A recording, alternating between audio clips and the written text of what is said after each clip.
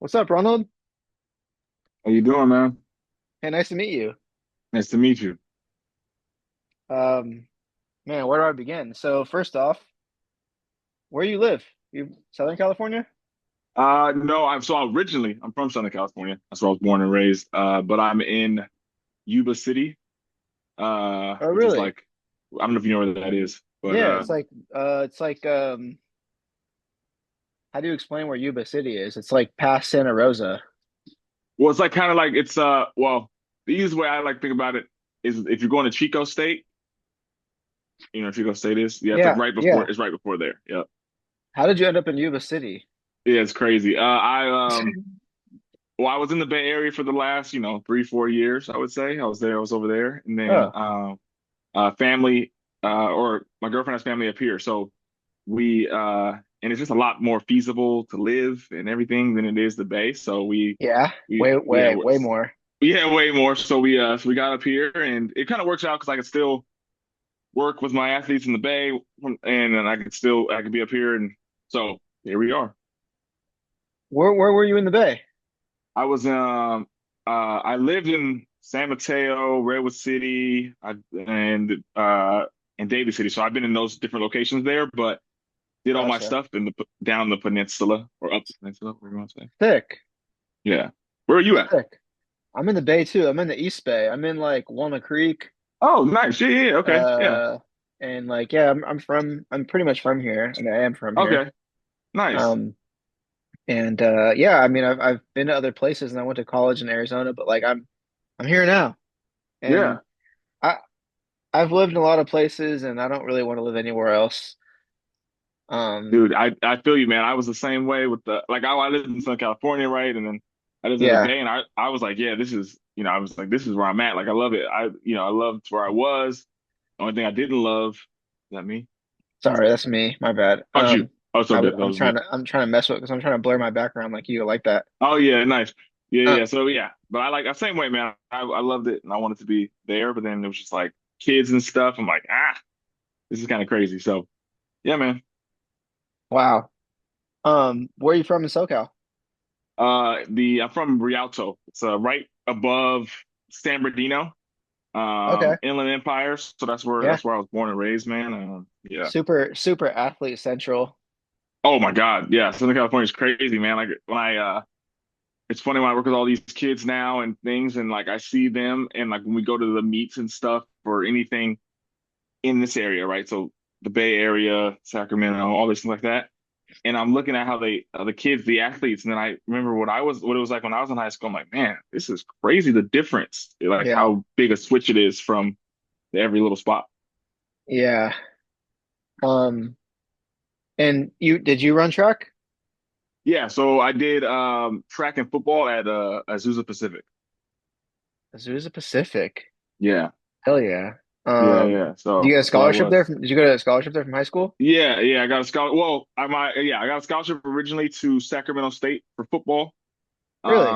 Yeah, yeah. And then I transferred from there to Azusa, and then Azusa put me on scholarship for track and football. So it was pretty cool. Wow. What year did you graduate high school? 2010. Okay. Yeah. You're 2 years younger than me. Okay, nice. Um, Yeah, there you go. because I played with like I played football too. Oh, cool. Okay. I played with a guy from San Jacinto, and I don't know if you know his name, but his name was Chase Stengel. He was a quarterback.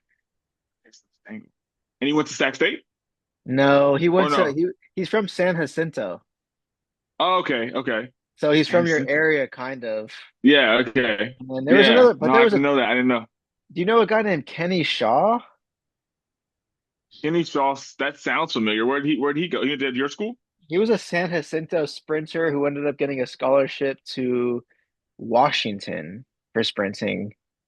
And then and then he went to Portland State, and then ended up where I played football, Northern Arizona. Oh, nice. So Okay. so I played ball with yeah, but like those are like I don't know, those are my dudes. But Yeah, nice. Okay. I still talk to Kenny to this day. He lives in Hawaii now. Wow.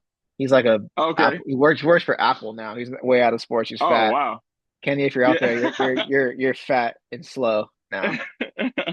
Like Yeah. So, that's sick, dude. So what, let's take it back. Like, when did you start running track?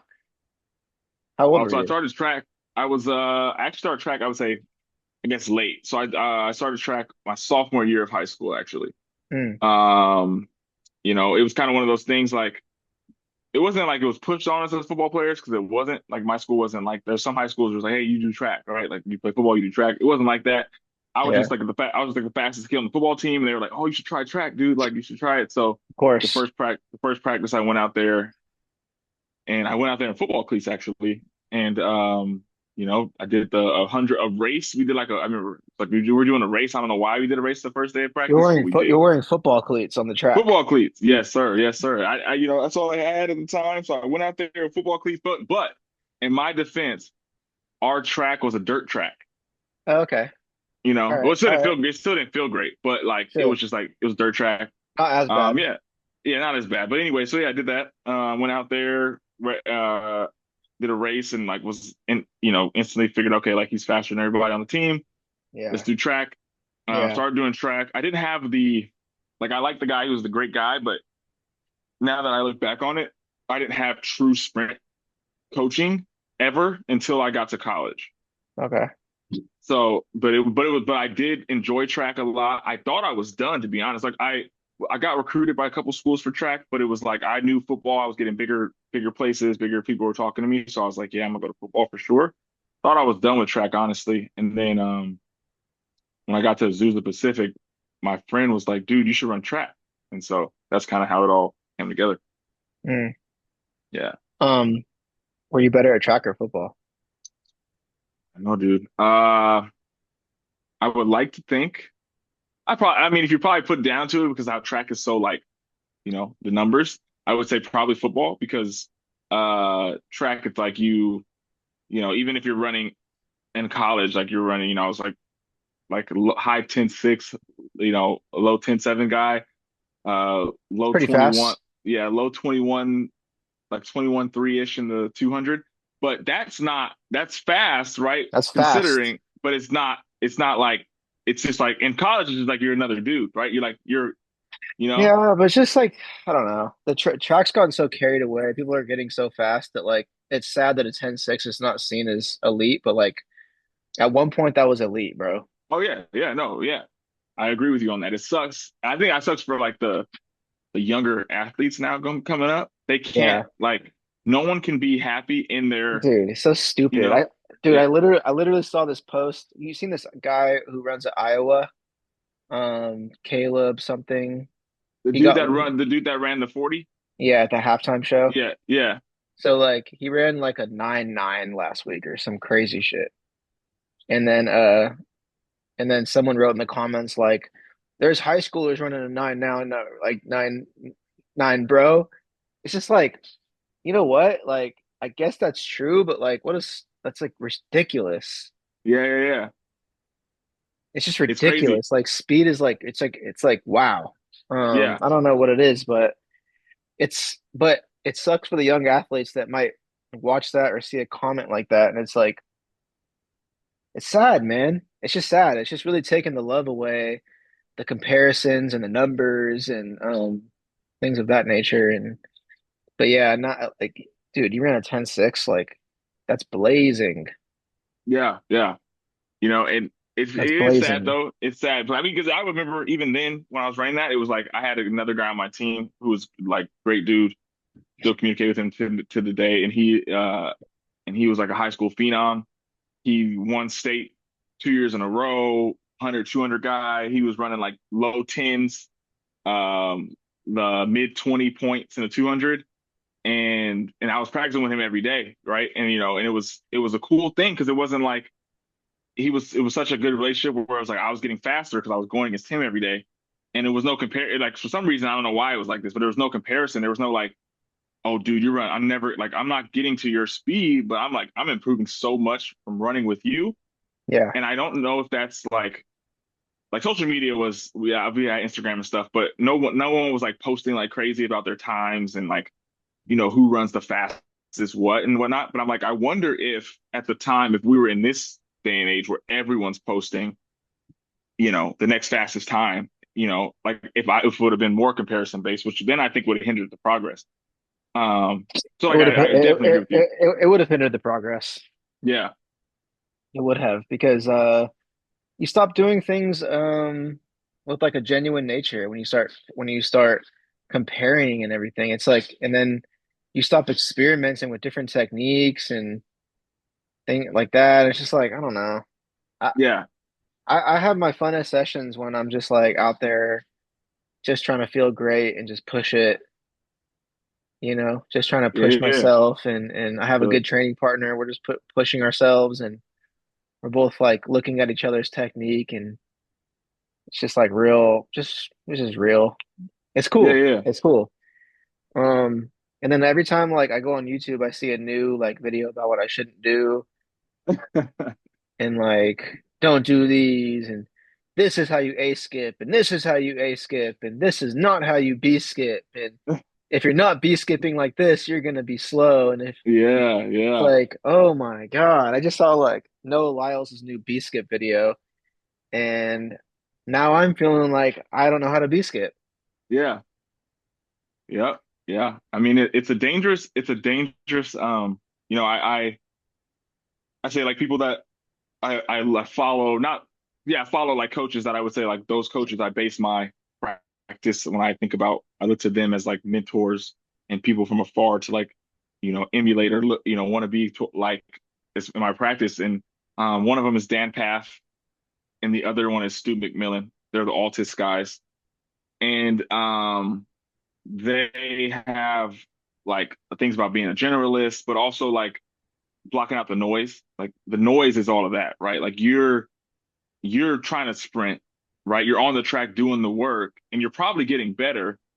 But then there's like, if you go on your Instagram or your YouTube, you might have had a great session, right? You might have done a great, you might have felt like your stride was coming along, you're improving frequency. But then you go on there, you're like, oh, wait, but my stride, my acceleration didn't look like his and blah, blah, blah, Hmm. And I think when I look at them, they're always talking about just like blocking out the noise and really looking in at what's like there's a lot of noise on Instagram, right? There's a lot of noise. Everyone's trying to make sure their video has the best this and that, so it captures all the audience and all the algorithms and crap. But if Right. you go watch their videos, dude, like it's funny. They're truthfully, one of some of the best coaches in the game when it comes to sprinting. They have a ton of Olympic medals with all this, but their follow count would not be it was not the same as probably the guy who has the best skip video and do this and do that, right? But it's like everyone's Yeah, looking to that guy. You're like, dude, you probably get way better information if you go check out these dudes who really are of doing it, course. you know? And Yeah. so it's But sad, the yeah, but what's funny is like a lot of those people, they're not looking for truth. for that, yeah. They're not looking for truth because like, if you're looking for truth, you end up learning from Stuart McMillan or you end Yep. up learning. Have you heard of Tony Holler? Yep. Yeah, yeah, yeah, yeah. You like I his have. stuff? It's there was a time when I remember when I first started like digging into the weeds of like, let me really figure out how I'm gonna structure stuff. Like, Hmm. let's see how I want to do it. I remember his stuff and I tried out the Feed the Cats.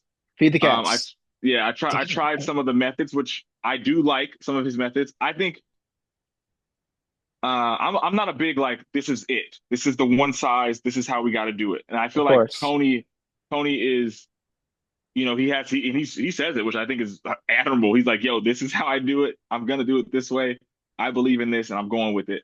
Hmm. Um, and so that for me, I say I would disagree there, right? But I still use it to this day. I remember I got my first free laps because of him, my free lap cones.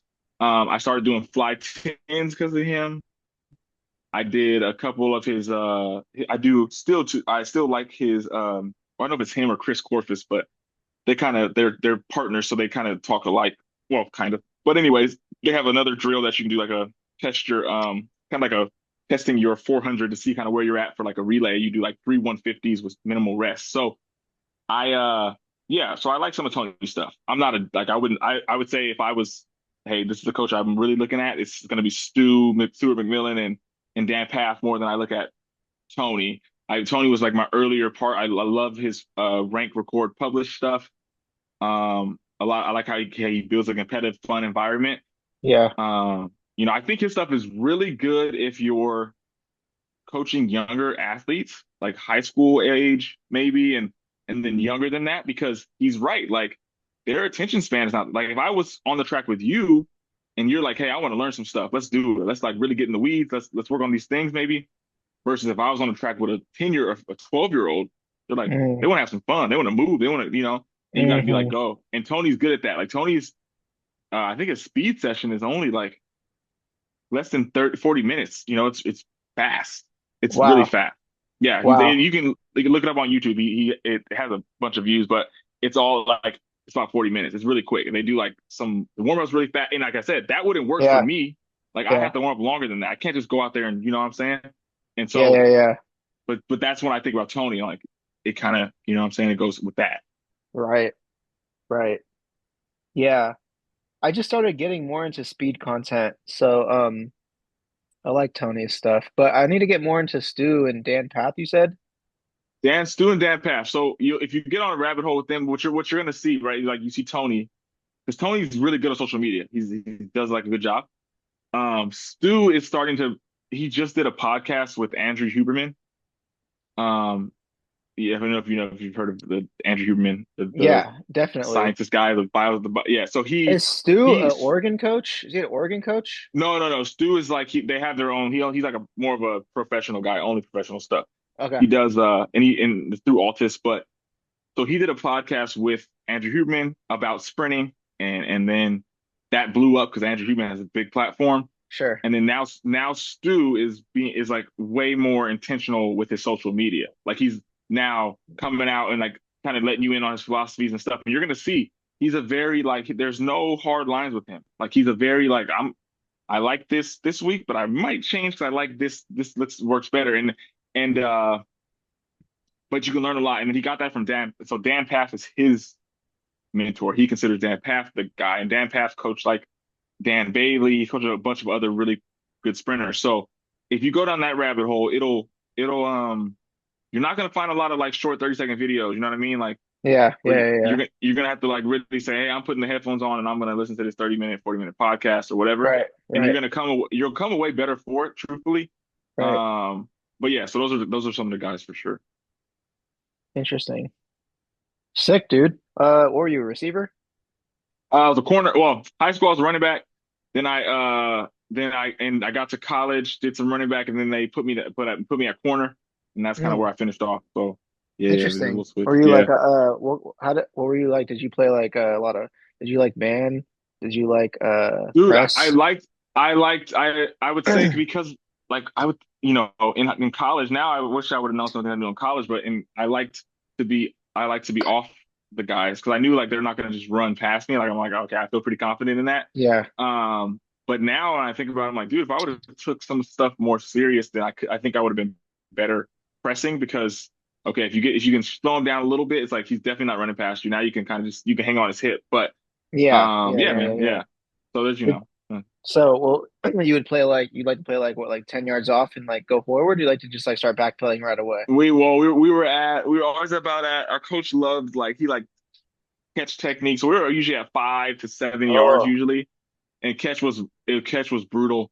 It just was like, dude, I'm like I feel like I'm setting myself up for failure, but I he was hate that was catch his thing. technique. Yeah, it's rough, dude. And but hey, shout out to Coach Santa Cruz. I love him to this day. I still talk to the guy, but yeah, that was rough, man. It was rough. I guess it works if you have all the if you have like good D linemen and getting pressure and you Yep. have like really smart safeties and like it's nice when it all comes together, but it's not something you want to do like one on one, you know? Yeah, we did it a lot, man. We did it a lot. Jeez, We did it a lot. It was crazy, man. It was one of those brutal. things. But yeah, he liked it. It was crazy. It was insane. It was insane. Oh man. Cool. That's cool. Yeah, I played receiver Oh, and nice. Okay. kick returner and stuff. And I had a good time. Yeah. No, college I sports, man, are amazing. so um what is the difference between speed training and strength training? I think, for me, it boils down to because I think the simple answer is like, oh, speed training is done, on the track or on the field, but and strength training is done in the weight room. But it's not that Right, simple, right? right, Now, it's right, not, right. it's not like you can do strength training anywhere, right? Like you can, and I could incorporate some strength training in my speed training. It's kind of true though what you just said. Yeah, yeah. You can't And really it's do like speed training in a weight room. in the weight room, yeah. Like you people, you'll see this freaking Instagram again, but you'll see people with the, I'm sure you've seen it with the treadmills, and they'll get them on the treadmill, and Hmm. they'll have them, they'll say, oh, 23 miles an hour. Hmm. They, they were feeling 23 miles an hour on that treadmill, right? And they call that speed training, right? And you're Right. like, oh, well, no, that's not really overspeed, right? That's not, because that's what essentially is trying to be overspeed, right? And it's Uh-huh. like, it's not really overspeed because all they have to do is get their legs going and they can try to hold it. And but they're never going to get to jump at 23, jump on that fast and just go, right? But anyways, I don't get sidetracked. So, I always thought that was like a weird way to train, and I always thought it was unrealistic, and it doesn't feel like natural. And sprinting feels so different than that treadmill. So that's yeah, my take. But I'm here. yeah. Yeah, No, I agree with you. Yeah. I mean, I don't have one of those treadmills, and I'm okay without having one. I think it'll be fine. But yeah. yeah. So the way I look at it is like that. I kind of take them in two buckets for me. My speed stuff is done. It's done either. It could be done. I mean, it could be done inside, technically, depending on how big your facility is, but it's done outside. It's done to a certain distance. Similar to weight room, like your weight room, you go in there, you have prescription, trying to work power, strength, whatever you're trying to work. Speed's the same thing. If I want to work true speed, then I'm gonna go. I'm never gonna probably. I'm not gonna go over. Depending on where the person is in their journey, I'm never gonna go over 50, 60 meters. That's true speed training. Because once you get past that, now you're working other capacities, and it's not really showing me getting the true speed numbers I want. And then if I hop over to the weight room, it's like, what am I working? Usually, I'm going to add some sort of resistance to it, right? So I can actually build something, right? I'm not, if I'm trying to build strength, I'm not going to go in the weight room and say, hey, I'm just going to walk around this weight room and do some lunges and we'll see what happens. It's like that's kind of how I look at those. I treat the weight room as simply a tool to help the other thing, right? The main thing for me usually is speed or helping someone develop their speed or develop the movement efficiency. So I'll go in the weight room and then we're going to use that to help create to kind of hide those, not hide them, but you know, improve them. I I agree with you, and unfortunately, a lot of coaches don't really get that. And Yeah. they they they truly have this goal of getting athletes to be able to lift as much weight as possible. And that's how it was for us in college. And Yeah. Oh yeah. it was so Same here. dumb. It was so Yeah. dumb. It was so dumb because Yeah. at my maxes, tell everybody this, at my max strength where I lifted the most weight, my 40 got slower. Yeah. Yeah. So if the goal is to lift as much weight as possible, but I got slower, then maybe that's a terrible goal Yeah. Yeah. because it's I not think I correlating. It's not it's not correlating. correlating to what you're doing, and I think that's unfortunately that's what it was like for us in college, right? Like that's how our strength coaches looked at it, like But the good thing was I had this cool situation, I guess, because I got to do both sports. Right? I got to do football and track, so I got to, obviously during football season I was football with the football guys and stuff, and then in track season I was the track guys, and our track strength and conditioning coach was different than our football one at my university. And the way we lifted in track was so much different than football. And I noticed it with how I was moving. Like, right, like I was moving better from in track. We lifted 3 times a week for track. Yeah, 3 times a week. It's funny because now it's backwards. If you like look at the research, we did it backwards. We lifted in the morning and then we would go hit the track. I mean, we had enough hours in between, I guess, but we still would hit the track later afternoon, but it's still like backwards, right? Like you're going in the weight room and then you hit the Yeah, track, you know? But either way, because it was you could because you're like you're taxing your nervous system too much early in the exactly day. you're taxing it early in the day. Then I Yeah. guess in their defense, that's maybe because it was a smaller school, it's all we had the time to get in there. Who knows? Hmm. But Hmm. anyways, I still was like, I feel like moving so much better from the list we were doing versus football list, where it's like everyone's trying to load that thing up, man. How many weights how many plates can you put on there?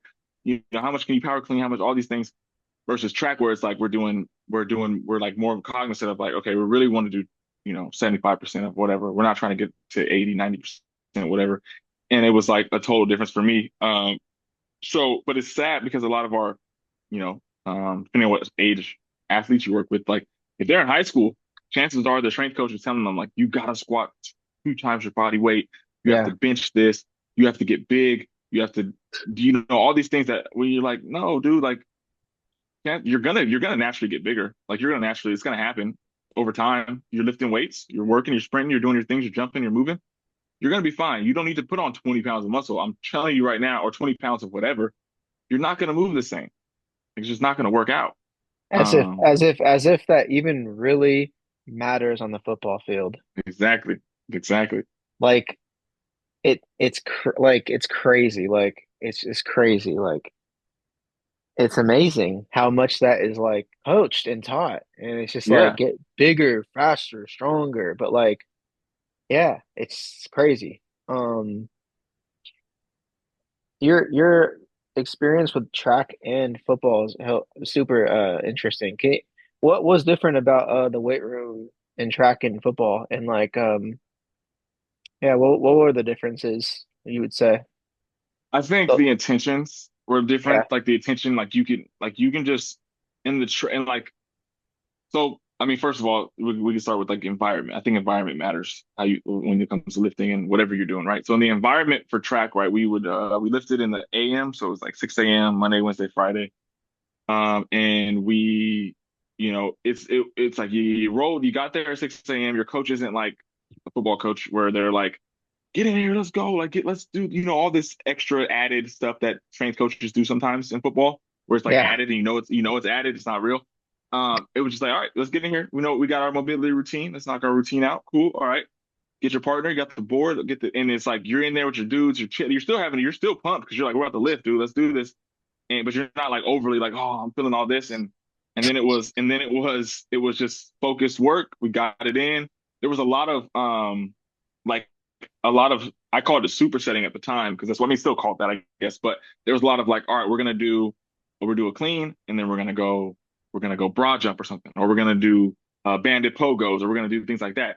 Different explosive movements off of after a strength activity, right? That I think was huge. Now and it's pretty much I would say it's pretty much the method most people do now. Everyone does some either an ISO overcoming ISO, and then they're gonna go do some kind of like counter movement, right? Um, so we're doing that, and it was always explosive stuff. Even if we're upper body, we're still doing some depth push-ups or something explosive added to the movement. Whereas Always in explosive stuff. always explosive stuff, right? And then with football, it was grinding. There's a lot of grinding, right? We're gonna load this thing up, and we're gonna get these 5 reps or these 3 reps, and we're gonna work up to 2 reps or 1 rep or whatever you want to say. And it was interesting. I never like football stats bad, but the football weight room never excited me, right? Like I got excited to go to track because I'm seeing the transfer. I'm like, dude, I feel like I'm popping out of these blocks right now. Like I feel like I'm really. Whereas in football, I'm like I'm faster than you because I'm just faster than you. Like I don't think I'm getting any faster, but I feel like So I think that attention was there. I think now though, and not everywhere because you still see the stuff, but now a lot of the football strength coaches, um, well, I would say in the college level and beyond, they're now speed is more of the king, right? People are like speed, speed, speed. So Right. they're not quite as grinding as they are, but you still see. I mean, you pop on Instagram right now, you're still gonna see somebody squatting Of 5 plates course. and going Of crazy course. about it. Of So of course. Yeah, of course you're gonna see it. I mean, so Tony Holler has a something he said in this like PowerPoint. There's like a quote from this PowerPoint that he showed. It wasn't his quote, but anyways, he said, "The more you resist against heavy weights, the slower you become." yeah, and that's what I love about Tony too, dude. He's like I was straightforward. like, I was like, hmm, Yeah, interesting, yeah, because I can't totally disagree with that. yeah. No, Like, like, would you say in track there was more like, who cares about how much it is, just move it fast? Yeah. Oh, versus always. in football, it's Yeah. like add another 2.5. Like, Yeah, like at least, right? Minimum. Add something. why? Why? Like, Yeah. Yeah. I you think know, I think with track there was definitely more. It was the focus wasn't how much you're doing, right? right? It's how you're doing it. How you're And I doing it, how think, fast you're doing it. yeah, how fast you're doing it. I think that's, and now it's kind of like I guess the standard, which is cool to see the shift a little bit. It's not complete. But yeah, I think that's what's cool about Tony too, because Tony is another guy like, and I mean, you're probably gonna see him soon if you're looking at Tony, but is Chris Corfus, and he is like a mad scientist type guy, like super freaking well with every little piece of the body and the feet, the everything, and and his lifting methods are pretty cool. I like watching his stuff about how Was he he lifts and stuff. was he the one who trained Adam Archuleta? Was that guy? I think so. Yeah, he trained him, and he trained what's the running back from the David Montgomery. There you go. Oh, it's David He, Montgomery. Hmm. yeah, he helped him get faster one summer. I think he still trains him now, but he helped him get faster one summer. So I wonder if he trained David Montgomery like more recently because when Montgomery was on the Bears, he was more clunky. And then when he got into the Lions, he got more explosive. He looks better on the Lions. yeah, yeah, Like yeah. I think he well, I I think it might have wonder. been I think it I might have wa been with the Bears too. I think it Mhm. was both. Yeah, but he definitely You- he definitely like he if you when he watches his PowerPoint and stuff, he shows yeah, some work that they did. interesting. Um, yeah, Let's check that out. Let's check that out. Yeah, yeah. Like that quote was very interesting to me because I know I've spent enough time doing grinding a barbell up and whatnot, and like it never felt right. It's not something I ever really wanted to do. I was just like, yeah, I yeah. guess I kind of have to do this to get stronger. But it wasn't until I started to learn more about training that I've gotten in. Have you ever gotten into FRC? No, I saw that on when you sent the questions over, and I've never gotten into. Oh, when I was reading about it, Yeah. I would think like some of the ways in which I do some stuff, I guess technically qualifies as it, but I mean, Okay. sort of. But Yeah. no, but I've Probably. never been like Probably. deep into it. You're probably already doing some of the concepts. So FRC kind of started off with like is like a body control system through mobility through, and this is the part that kind of loses people, which is isolating joints and getting each joint capsule stronger, like getting your shoulder capsule better at rotating, getting your hips better at rotating internally and externally. Um, and I love it. I still do it to this day. But then there's like a lot of people out there that are like, no, you need to train your body all together and like all this types of stuff. But you're not supposed to be training just your spine by itself. That's ridiculous, things of that nature. But And then, how but would then, you like what's like a way or like what's a simple like a let's say like an activity that you're like, okay, if you did this, you're kind of doing FRC. Like a simple, I don't know if it's simple because it doesn't sound like it's simple, but like, well, like, overcoming isometrics, okay. like, but doing overcoming isometrics and end range, right? So, like, FRC is all about end range training. So, like, Oh, okay. if you put like your knee in like end range flexion, like like couch stretch where your foot's like you're like doing like something like this, Yeah. but then imagine if you were like if I was like pushing my foot against my hand. Yeah. Okay. Okay. Um, so like you're training your knee in end range, or you're training your shoulder in end range, Got it. Got it. um, and it's like it's more like connective tissue bias versus Okay. like muscular bias. Um, and then like, have you seen cars before? Like shoulder cars, neck cars, spine Yeah. Yeah. cars. Yeah. Yeah. I don't know if you've seen those, but like that's all FRC. Okay. Okay. Got it. And I've been doing that for like 7 years. Wow. All right. Probably no, like 8 years. But like Okay.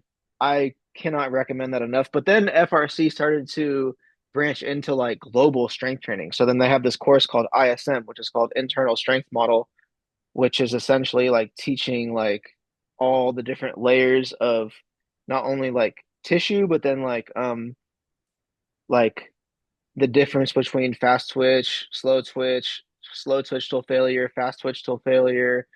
Um,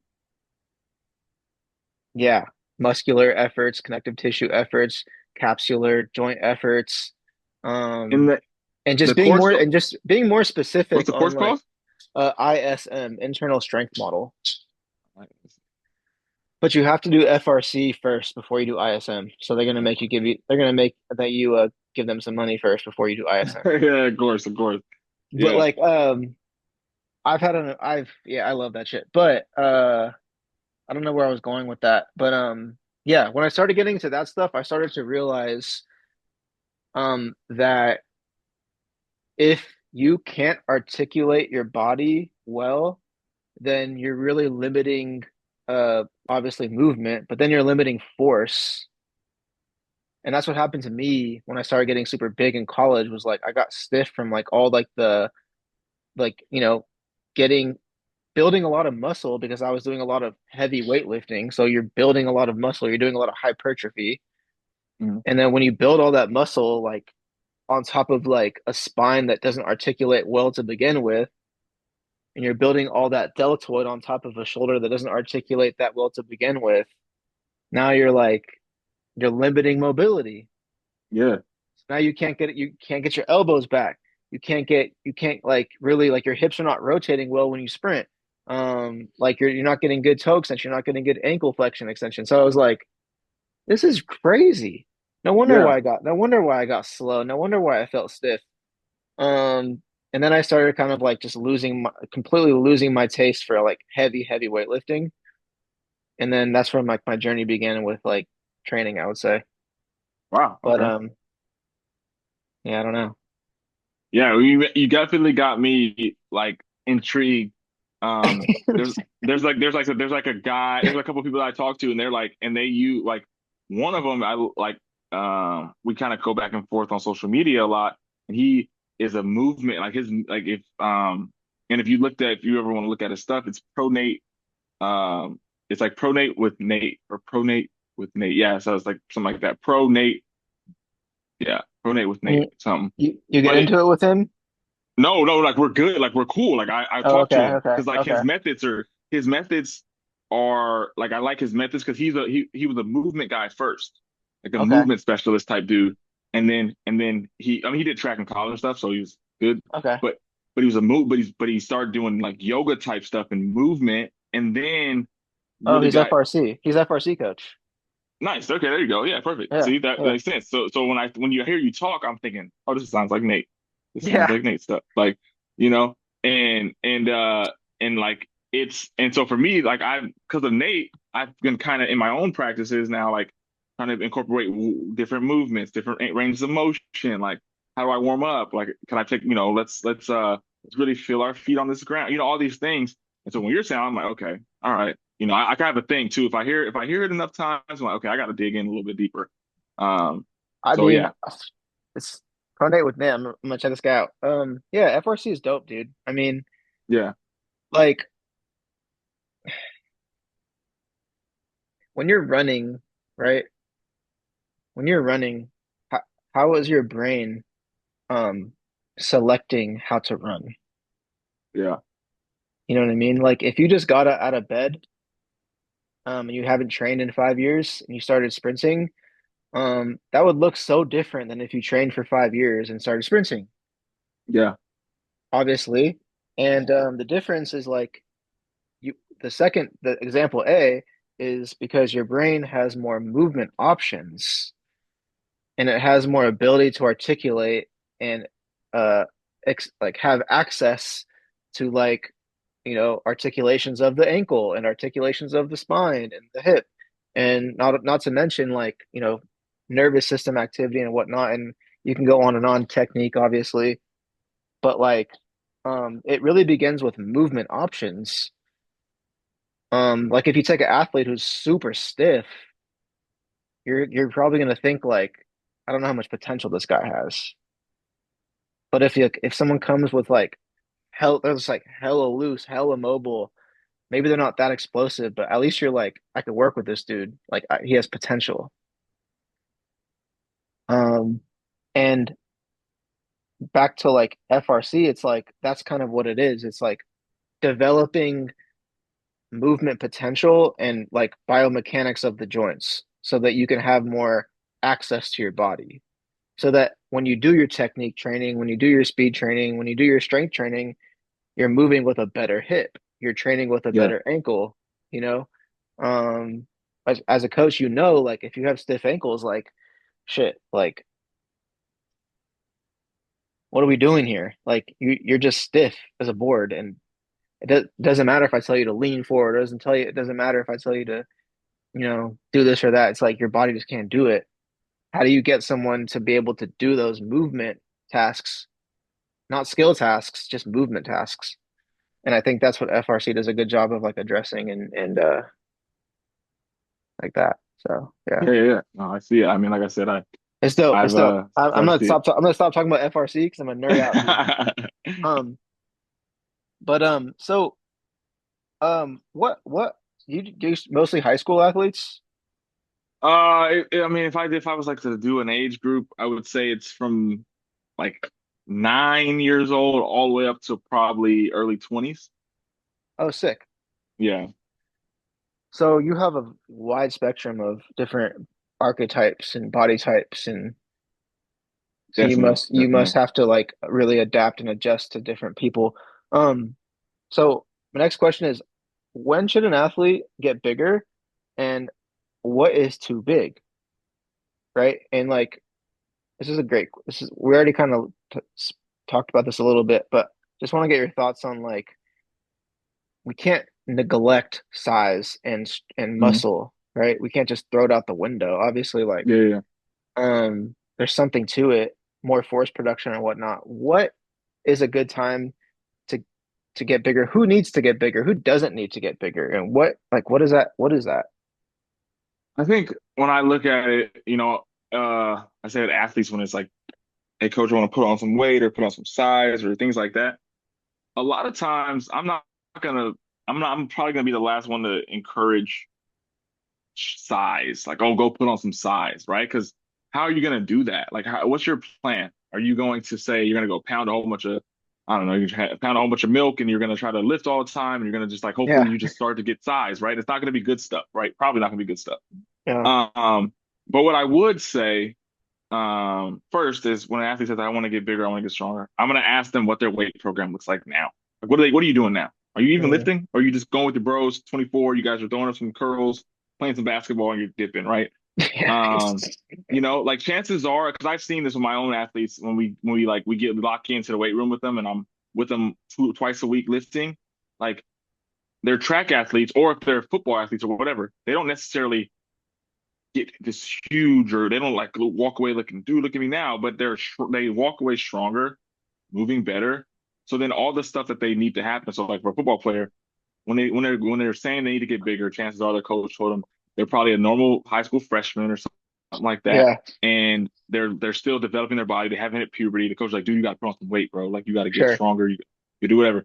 yeah, And if I look at the kid, I'm like, you're 14, 15. You still got some time. Let's just start lifting weight. Let's just start moving some weight. Let's just start a general preparation type weight. We're not doing yeah, anything crazy. We're just, we may do some Olympic lifts, we may not, but we're gonna do some stuff that you just need to build overall strength, right? A nice simple hypertrophy plan if you want to say something like that, right? hmm, And for me, I think that's more important than the size because what is a myth? There's no perfect size, right? There's no like, all right, yeah, you're 150 and now you're 165 and you're killing it, bro. Like you're the best dude on the team now because you got, and it's like so I yeah, look at it like, hey, let's just develop you. Let's get you stronger. hmm, And still we're never gonna neglect the part to me I think is most important, which is your speed or your agility. yeah, And then I think over time, as they age and things like that, the natural stuff will take over. They start to get a little bigger, things like that. So yeah. that's kind of how I say my athletes and stuff. I don't ever put like a number on it, you know? It's like Uh, just keep getting stronger and like that's it. Don't yep, like trip off your size. Like don't get on a exactly. scale. Don't get on a scale every day. Yep, Oh, like trying to get to 180. Like yeah, And you said there's no perfect size. I have to push back. There is perfect size. That's Antonio Brown.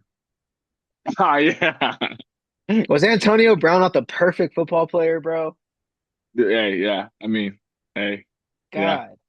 Like yeah. his physique was like he was ripped, but he was like lean, but he was like the fastest guy on the field and the quickest guy on the Nobody, field. yeah, nobody ever argues that. Like everybody I've heard talk about him. Obviously, the guy, everything was crazy, but no one ever, like everyone I've heard ever saying a word about him, no one ever says he did not like he was not out there working. Like he was Oh, insane about that, and it showed, right? You see him, look at he the guy, was look at the guy. So hell, he put on the best football performances I've ever seen in my two eyes in my life. yeah, I wasn't yeah. around. I wasn't around for the old guys, you know. I don't know Lynn Swan, but like AB to me was just like the pinnacle of like just what you can do on the field. Like he's just I just loved it. But Yeah, I was trying to be like him. Like my training, I was trying to do what he was doing. I was looking up everything he was doing. I got into Pilates because of him. Um, I was getting into all types of things because of him. And I would say he's like one of the first guys that shift my perspective on like how I should look and how I should feel. yeah, yeah. I just yeah, yeah. But uh now when a kid says like, what should I do in the weight room? Right? Like a I don't know, like a 16-year-old or 17-year-old, like someone who's like who has potential for strength, who should get stronger, right? Hmm. Let's not talk about like D1 athletes and Yeah, yeah, pros and yeah, yeah, whatnot, like yeah, yeah. those guys, right? But like these kids actually probably need to get stronger and it will help their performance. What kinds of things should they probably focus on, aside from speed training, but what weight room stuff? I think for kids like that, they need to build the general stuff. I think is really important. So like people call it, they call it GPP phase, whatever you want to call it, fancy whatever. But when I look about it, I'm thinking about, what's your squat look like? And not like just a normal, can you just squat? I'm like, no, can you make the full range of motion squat? Can you do those Uh-huh. type of things? Because building those movement patterns to me, early on in your life is huge, right? Like Yeah, learning how to deep squat, learning how to front squat with with a good posture, yeah. learning how to do those real in range motion type things. So like when I think about those type of kids, I'm gonna think about them doing I don't say they're simple because they're not simple, but they're not the fancy stuff you see all the time. Like, oh, we're gonna do this crazy split squat. We're gonna do all these things. Like, no, no, no, no. We're gonna learn how to really hinge. We're gonna learn how to really get down in these positions. We're gonna learn how to do these things properly to kind of build for overall, like as you age and as you go into other stuff, so that you have these, because all the lifts build off of those things, right? Squatting, being able to deadlift, being able to do, RDLs, all those type of things. It's Yeah. all built off of all that stuff as you go. So when I take those young kids like that, I'm helping them try to get those things going, right? Like let's work on these things, work on these like the normal. I don't know. I know you can say boring if you want, but the normal lifts that you're gonna see. You know what I mean? Um, how about how about do you mix in like different like squat variations, like side lunges and like Oh yeah, um yeah. I try to. I mean, there's a lot of sport variations, but I try to yeah. hit as many as possible, different angles, different. We're not going just bilateral. We're trying to move everything unilateral. We're trying to get all these different methods into it as much as we can, as much as we can Yeah, hit in however much time I have with the kids. of course, yeah. But I think like as many as moving them up or moving them as many different movement patterns, variations, things like that. Not necessarily loading, right? Because what happens a lot of times they learn how to squat, and the first thing they want to do is tell their friends how much they can squat. Like, oh Hmm. man, I can back squat this much, whatever. Hmm. And for me with my kids, it's never really about how much can we back squat. It's like, okay, we can back squat. All right, both feet on the ground. Cool, we got a nice squat. All right, okay, let's single leg this thing. Okay, cool. Let's start doing some lunges with this thing. Start doing some RDL, like whatever it may be. There's different variations of things. So that they're just getting all these different exposures, I would say. Hmm. But also learning how to do stuff properly. So that's Yeah. kind of, with my how I approach the first, I don't know. I mean, it could be a while depending on how the athlete is, depending on how they are gifted wise in the weight room. We could be on that stuff for a while because you can just keep. building Yeah, on it, you know? that's another one. Some people are gifted in the weight room. Yeah. I was gifted in my lower body, and Okay. I don't think it was like the best for me because I just kept doing it, and I never had like any big time injuries, but like I don't know, like I was squatting just as much as everybody else, but I ended up hitting way crazier numbers. Yeah. Are people fast because they're strong, or are people strong because they're fast? That's a great question. And I don't know if we have the answer, right? Like I don't know if we have the official one answer to it because How when good I of a look at question is that? yeah, I mean that's one of those questions where it's like the what is the other one that's like Chicken before the what, egg? yeah, there you go. That's what I was thinking of. Like that one, right? Like what is that? But no, I Well, think I go ahead, what are you gonna say? but like if you take like 10 eighth if you take like 10 eighth graders and like three or four of them are like fast, wouldn't you assume that those three, four kids are gonna lift heavier? I mean, in my experience, it's hard to assume now because I've seen everything. I've seen Yeah. not everything. I haven't seen everything. That's not true, but I've seen a lot. Yeah, yeah, yeah. I've seen the 10 eighth graders, and I've seen the five that are really fast, and I've seen the one of the five who's just a freaking twig who probably couldn't move anything in the weight room. But if you tell him to jump and you tell him to leap out or whatever, he's gonna out leap them and out whatever, and they're all gonna sprint pretty fast. But if you go in the weight room, it's not gonna work. It's not gonna be the Oh, same transition, right? Like and it happens like that. But he is technically, to your point, he is stronger in other areas, right? It might not be mhm. lifting, but he is strong because you can't move his body that way if he's not strong. You know what I'm saying? Yeah, Like he has yeah, to be strong in some way. And there's some professionals like that. And they talk these coaches actually Stu talks about him a lot. Um, Andre DeGrasse. I don't know if you yeah. know what it is. Beast, So beast. Andre the Beast, right? But Andre DeGrasse they say it all the time. He can't bench press 185. He probably his power clean's pretty low. Like he's not a strong dude, but but he's strong though because he's so fat, right? But he's not a strong weight room guy. Right. I wonder how much he can clean. I'm curious now to hear how much he can squat. Probably like It's nothing low. crazy. Like It's like low. like It's Degrassi like low, probably low. he can't squat like three or four plates.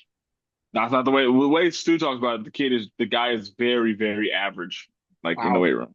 Yeah. Wow. Yeah, I yeah. There's a mean, lot like there's a lot like that too. There's a lot of guys that you would think because of what they run that they are like crazy strong, but they're actually not. And there's that's why there's another guy and I forgot his name. I forget his model, but he talks about there's two different types of sprinters or like there's like the ones that are strong, just the horses or whatever. He has like two different names for them. I can't remember, but right. there's like Right. basically one would be Andre DeGrasse and the other would be like I'm trying to think of who's a big strong sprinter.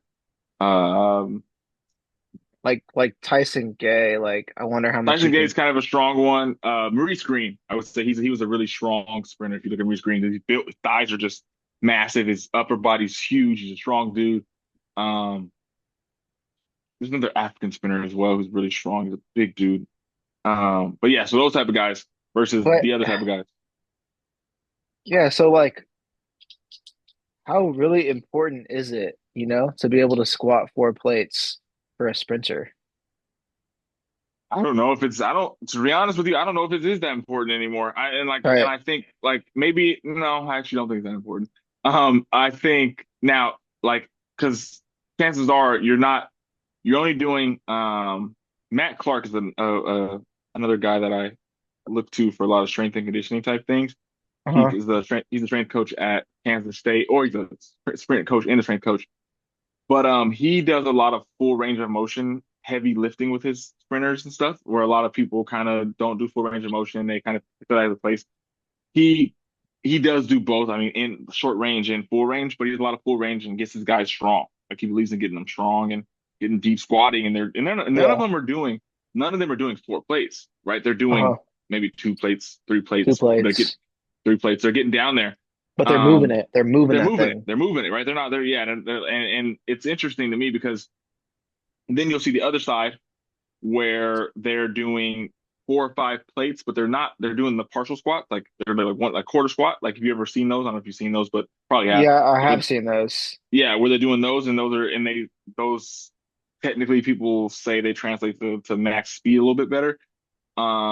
And so I've so there's like seen those. there's I've that. seen those, and I'm like, what is going on here? Yeah, yeah. So that's what the thought process is. It's like if you're sprinting, you're not in deep hinge position. You're kind of in this position where you're kind of slightly tilted here. You're trying to get it up, move it quick. And so that's kind Okay. of why and so there's a lot of people who use both modalities. And that's what I think is like certain times of the season they're doing full range, and then certain times of the season they're doing in range, which is that type of those type of quick. Like I'm barely like my either I'm doing a box squat and the box is high as ever, and I'm coming down a little bit and firing back up. Um, so it's interesting how I feel like there's a place you can get That in. makes sense though. That makes sense to Yeah, me because because you hear a lot about like like how fast can you get your foot back off the ground? Um like how much time are you really in you got to be having a lot of time in the air, not on the ground, right? You don't want to yep, like be on the ground long. hmm Which is very much like it's just quick. It's just ba ba ba ba ba ba. yep, So it's not a lot of like stretching and loading. It's yeah, just like ba boom, right? So very interesting. Uh, do you do a lot of jumping with your yeah, athletes? yep. A lot of I believe Can you get into like jumping and like jumping variations? And like uh does is it like jumping, lifting? Like is it like it's like do a you put hierarchy, do you put a one lot of higher than the emphasis? other. Do you put a lot of emphasis on jumping, one-legged jumping, um, I think I bounding, do. broad jumps? I think there's a place for all of it. I put emphasis. I mean, I honestly, I in so depending on like let's say it's depending on when I'm working with athletes. So like for instance, in a few weeks here, I'm going to start like the summer training program with a lot of my athletes, and we're together for about 2 months in the summer, twice a week, with a lot of different age groups, all different whatever. And we are going to do a lot of jumping, a lot of bounding, a lot of and kind of like if I step up back a little bit, the way we would start it off is a lot of it's entry level plyometrics or whatever you want to say. So what I mean by that is I'm not gonna just come out the first day and say, hey, we're bounding. Let's go bound. We're Hmm. gonna do some bounds. Because some of them can, because I've worked with them for a long time, so they're gonna do it and it's no problem. But a lot of them don't even know how to bound correctly. So I think of bounding and I think of jumping as like we're gonna keep building on it. We're gonna build and build and build. So that means like we have the low level. So skipping is also a form. If you modify your skipping a little bit, it becomes like a bound, right? It becomes like a started off point. With my jumping, I would say it's like we start off with I usually like to use depth jumps a lot. So jump coming off the box, and then we come off the box and we're jumping up high as we can first. If that's the first variation, come down or land. I guess the first variation we land, we stick off the box, stick. All right, got that. Cool. Then the next thing is we're gonna come off the box, we're gonna land, but we're not gonna spend a lot of time on the ground. We want to get back up high as we can. Okay. Just So get back as fast up as you can. yeah, fast as you can. So we want to get the ground contact is I hit the ground. As soon as I touch the ground, I'm not giving my body a chance to really absorb the ground. It's like I feel the ground, I gotta go now. So it's teaching my body how to react. And like, let me get Like up, let me go. minimal knee bend. Minimal knee bend. There's not gonna be a lot. And you'll see what. So this is how I can say like my athletes who are ready to move on to the higher box versus my athletes who need to stay there a little bit longer. You can just watch them land. And the ones that land and they have to like absorb the ground. There's a lot more knee flexion, and boom, they get up. Those ones, I'm like, hey, all right, we're gonna stay here for a little bit longer. Sure. And then the other ones that are like, they're just like springs. Okay, we're gonna get a higher box. They might be able to progress to the drop over the hurdle, right? So I'm coming down now, and I'm gonna go over a hurdle or two That's hurdles or hard. whatever it may be. That's Yeah, hard. and so those you'll so we use a lot of those jump variations like that. A lot of them are reactive, and then and I like to do the jumping and all that in the beginning of practice. Um, Yeah, Usually because I just want them to get that out, and also primes them for sprinting a little bit, which I like. It kind of gets their body ready to kind of take off. for sure. Um, and then if you're looking at the weight room side of things with jumping, I'm gonna like if you're doing like a lift or something like that, I'm gonna incorporate some sort of like jumping counter movement jump into your lift, you know. Um, so it's just like it's just jumping has a play. I think jumping super important because you need to be able to your tendons, everything's got to be able to take the ground, that shot that's coming. Because sprinting is such a powerful thing. Like you are really pounding that ground if you really go Oh, out and sprint. You know, it's like you're really yeah. pounding that ground and you feel it later. So I try to Yeah. get my athletes used to that as much as possible. I love that. Do you ever do depth jumps single leg? Yeah, I do like those. I like I like the dropping off, like either I drop off and I catch with like let's say my left leg and I try to get back up to a box with this all in that same situation. Same Those are leg? t Yeah, those are tough. Those are But super power. yeah, it's like I think with those you have to be smart. Like the problem is like same thing we keep going back to, but like kids see people do certain things on the internet.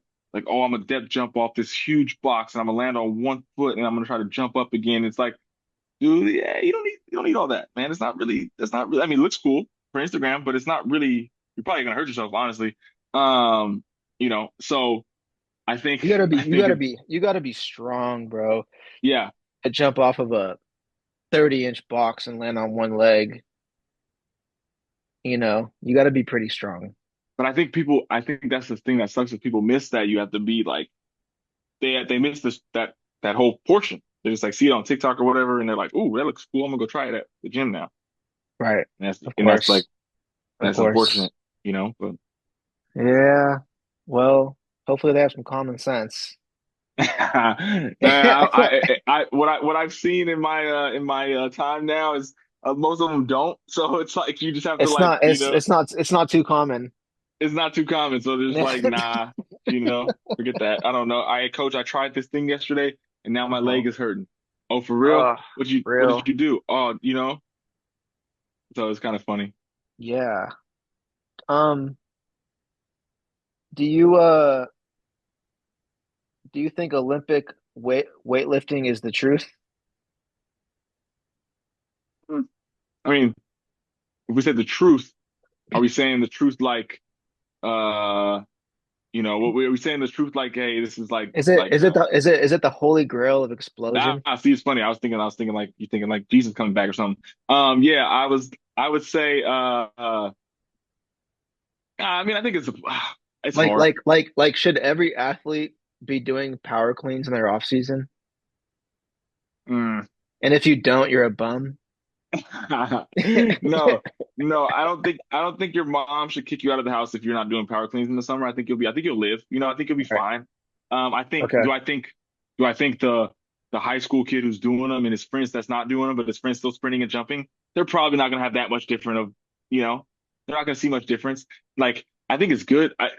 The way I look at it is like I think Olympic lifting is good to know how to do because almost 100% of the time if you're trying to become a college athlete, you're gonna do it. Like your coach is like, I'm almost like a few college Olympic. I mean, sorry, there's a few strength and conditioning coaches that don't use Olympic lifts, and it's probably because they don't have time because it's just so quick now. But most of the time, if you're doing football, you're doing track, you're gonna do Olympic lifts. So Yeah. I Yeah. think it's good to just go ahead and learn those things. If your coach is properly trained in how to teach you how to do them, Yeah. I think it's good to know how to do them. Yeah. Um, 'Cause I think the problem we run into with Olympic lifts is like the kids learn from some dude that just got the job because he happens to be the PE coach or whatever. And so Hmm. I think that's the part where I'm like, yeah, but I think it's good to know how to Olympic lift because it will be something that you're gonna use most likely as go up in sports. Uh-huh. Um, so that's kind of how I feel about it. You know how I'm just gonna push my own personal opinions here. You know Yeah. how it's all about like triple extension and like it's all up and like you always see trainers that are like, look at Saquon like truck this guy and then they pause it and then Saquon's like triple extended Yeah. and then they're like, that's why you do cleans and which cracks me up. But but couldn't you argue that it it's all you need to have an athlete do is just the scarecrow part, right? With heavy weight Yep. Yeah. and just drop it and just drop it, right? Yeah. Just drive that shit up, jump as high as you possibly can with whatever 225 just to get that stimulus. That's fine. I get it. Load. But then now we're gonna do this and catch it. Like now we're not doing triple extension anymore. So now we're doing a front squat and this catch technique is dope, okay, because it's technique and that's how you throw the bar up and you catch it because that's how you efficiently load the weight in this very user-friendly format of how to load weight. The most user-friendly way ever to lift heavy weight is with a barbell, a man-made barbell. But can't we just do this and drop it and still get the triple extension? Yeah. I mean, and that's a big and that's something we did in track a lot. Um, and then you'll see a lot of people that don't even do the this part, right? They don't do the catch part. They just literally come down, pick it up, boom, pick it up, boom. And it's like it's a big thing with a lot of people. Um, they just because in reality, think about like a clean, right? Like that is kind of dangerous, depending on like how precious your cargo is, like your elite athlete you're working with or whatever. Like if they get hurt doing a clean, Yeah, you're not, it's not, it's gonna be like, wait, you hurt my precious sprinter doing a clean. He could have just been doing this stuff. He could have just been doing here, yeah, And so a lot, and so or medicine balls or medicine ball throws exactly or something. whatever. A lot of Yeah, people, so a lot of yeah, people don't. A lot of people do this. They're doing here. They're picking it up. So I think that is a thing. Like and that's why I say like I don't. Well, it's not true. It depends on how long I work with the kid. Like mhm, if I'll teach them Olympic lifts or not. I think now I probably truthfully probably wouldn't. I mean, there's some kids because they just ask me, Coach, I want to know how to do it. Like, can you teach me? And I'm like, okay, I'd rather me teach you how to do this than you go and try to do it yourself right, and freaking mess right. something up. Yeah, good Um, point. Good point. you know, but yeah, I don't think they're like I said, I don't think they're I don't even know if they're necessary to be honest. But um yeah, it's interesting though, but it's a cool, like we all keep talking about, it's a very cool talking point, right? Like a lot of Yes. people, and especially the older strength uh community or the hard grain that are like grain like squat every day community and all that stuff, they're gonna love some cleans. They want to do some grind it out, like really get these heavy cleans going, hit the guy on the back of his chest, watch the kid struggle to do 3 plates and like look like his wrist is gonna break and he's all crazy extra wide on the squat to catch it. Like those type of things. But if you go, that's the thing I always Yeah. love when I see those. But if you go watch a true Olympic weightlifter, like that is their sport, they don't look like that. They do not look like that. They don't look like that, They don't look like that. So it's interesting. It's interesting. Yeah, it is interesting. Um, that's awesome. How about stretching? Do you incorporate stretching and is that an important thing for sprinters and athletes? And because you get a lot of opinions out there like, it makes you slower, it makes your tissues this and that, and or stretching before practice is bad, and like there's a million opinions. Um, I'm a big stretcher. I do all different types of stretches. I do end range stretches. I do a lot of like the isometrics I was telling you about mostly. I always add an active component to my stretching. Um, and I just do a lot of stretching, dude. I show my tissues length. Yeah. Hey. I don't think there's anything But wrong with it. Yeah, I don't think there's anything wrong with it, do truthfully. you teach it or coach it a certain way or not at all, or is it just like a quick warm up, or like what's your what do you yeah. Well, I think I look at, and so a lot of times when I'm working with athletes and stuff, if I think something, so let's say like, so we're talking about stretching or mobility or whatever you want to call anything. Like you put them in different buckets if you want, but they're a Yeah. little different, right? Mobility is Yeah, yeah, more, yeah. it could be more active. Stretching can be more active too, depending on how you do it. Hmm. Um, and I look at like I always look at it like, okay, I might read some stuff and you're gonna have 1,000 articles that go one way or whatever in this days and the coach is talking. And what I'll do is in my 4 week plan or whatever I'm doing personally, I'll take it and put it into my stuff. And like in full disclosure, I was a very tightly wound up athlete because I didn't in high school I didn't have a good weight program. Hmm. In college I had decent ones. So like a lot and everyone was like, "Oh, you're tight." like you're just tight, and it was like, but for me, it worked out because I never had hamstring issues, and I was just very fast. Mm. But then as I got older, I'm like, like you're like, hey, like this, I'm looking at this. There's a, is it Vernon Griffin? He's like a hip guy, hip doctor, I would call him. But anyways, he has a lot of I stuff. know who you're talking about. Yeah, yeah, a lot of mobility stuff. So I remember I was thinking about it. I think about stretching. I was thinking about stretching and kind of what, like as a thing when that's my second year coaching track, I would say.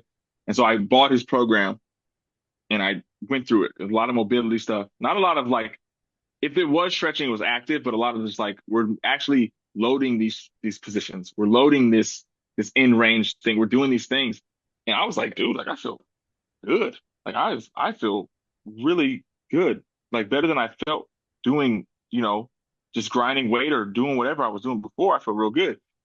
And so then I took that to my athletes and was like, hey, we're gonna do more we're gonna really do a lot more mobility in our stuff. We're gonna have so if we're saying literally static stretching, like if I say that, like with my athletes, I usually have them do more of like kind of like they'll have a lot of partner stretching, a lot of overcoming, like making sure that we're actually being active with it. I do not, I am not the coach that says don't. If they say, hey, coach, I like stretching, but when I'm watching TV for like for 30 minutes or whatever, I'm like, do that. Like, I love it. Like, hey, man, that is so much better than sitting. Just go ahead, stretch your butt, stretch off, man. I don't have a good time. And Yeah, of then because I've seen like some of my best athletes that I've had are gymnasts. They're gymnast backgrounds. course. What do they do all day long when they first start? When they're young kids, they're stretching. They're sitting there really like actively sitting there stretching, like freaking Bruce Lee style, like just forever, And Yeah. they can now when we do these drills and things, they can hold these positions that you're Mm, trying to get them into. And so I look at that like if I've had 100 to 200 kids, whatever it may be, and half of those kids did gym or some of my best ones were gymnasts. I'm like, okay, well, there's got to be a place for this. You know what I'm saying? And so that's yeah, kind it's of how like I look at it. Yeah. right. That's what I said earlier. Like if you have an athlete who's like super flexible and like has all this movement, you're like, hell yeah, Yeah, you can do stuff with great, it. And great potential. yeah, and gymnasts too, I think what's cool about them and dancers as well is they're not just like freaking, easy like move very well. They also can like they have this core stability, Yeah. which I think is super crucial in sprinting for them. For a lot of people, it's like they can it's so much, it is easier, truthfully. I'm not gonna lie to you. It's easier to work with them because you're like, all right, you can already hold these positions. Cool. So now we just got to get you so you when they're needed. And Yeah. it just kind of goes like that. Yeah. Yeah. That makes sense. That's amazing. Dude, kind of out of like questions that I prepared for. It's all good, bro. But it's been an hour and 15 minutes, and that was very insightful, man. Yeah, man. You're an awesome coach. I appreciate it, dude. I really do. Appreciate you reaching out, man. And hey, anytime. Cool. Cool. I'm gonna put this thing on YouTube. Is that cool? I'm cool with it, man. Yeah, go for it. Cool. Let me know. Um, all right. Well, I will reach out to you soon. I'll let you know Yeah, man. when I upload this thing. Definitely. And I'll let you know dude, if I'm ever in the Bay Area again, man. You're in Walnut Creek, so I'll be in the dude, Bay let's twice a sprint. week. Yeah, man. I'll be if you're if you're depending on what your availability is, I'll be there always Tuesday, Thursday, freaking and then sometimes on the weekends too. But starting in June, because my group we practice evenings Tuesday, Thursday. So if you want to come out and get in a workout, bro, you're welcome. Dude, where? Where do you guys do this? We do this on the peninsula, so it'll either be like San Mateo or something like that. It could be, somewhere like that.